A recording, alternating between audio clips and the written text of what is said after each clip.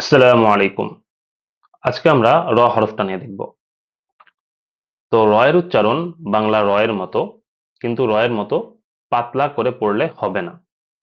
এটা পুর বা মোটা করে উচ্চারণ করতে হবে।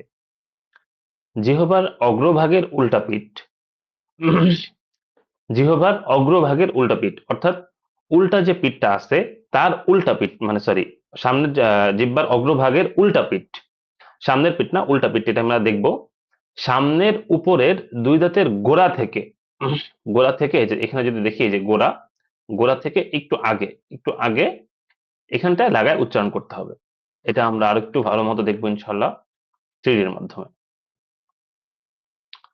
ওকে, এখানটায় আমরা লক্ষ্য করি, এই যে এটা হচ্ছে আমাদের সামনের পিঠ, সামনের পিঠের মধ্যে এই যে এটা হচ্ছে আমাদের উল্টা পিঠ, এই যে এই জায়গাটা, এই জায়গাটা উল্টা পিঠ। আর সামনের দুইটা দাঁত হচ্ছে এইটা, তার গোড়া হচ্ছে এই যে এটা, তার থেকে একটু আগে এই জায়গাটায় আমাদের এই পিঠটা লাগাইতে হবে। ঠিক আছে, তাহলে উচ্চারণটা হবে র, র, র, র।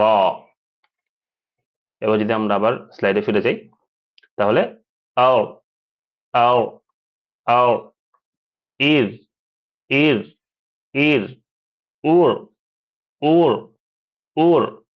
খেয়াল রাখতে হবে রয়ের উপর যদি জজম বা সাকিন আসে, তার আগে যদি জবর অথবা পেশ থাকে, জবর অথবা পেশ থাকে, তাহলে পুর বা মোটা করে পড়তে হবে।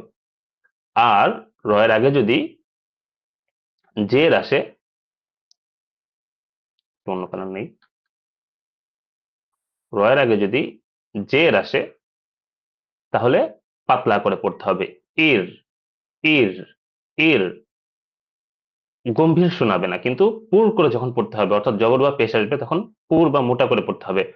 আও, আও, আও, উর, উর, উর। আর জের আসলে বারিক বা পাতলা করে পড়তে হবে।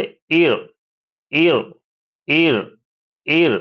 রয়ের মাখরাজ সেম থাকবে, অর্থাৎ র উচ্চারণ করার সময় এটার উল্টা পিঠ, অগ্রভাগের উল্টা পিঠ দুই দাঁতের গোড়া থেকে একটু আগে লাগবে, কিন্তু জবর বা পেশ বা জের থাকার কারণে উচ্চারণে একটু তারতম্য হবে। এবার আমরা কোরআন থেকে কিছু উদাহরণ দেখব।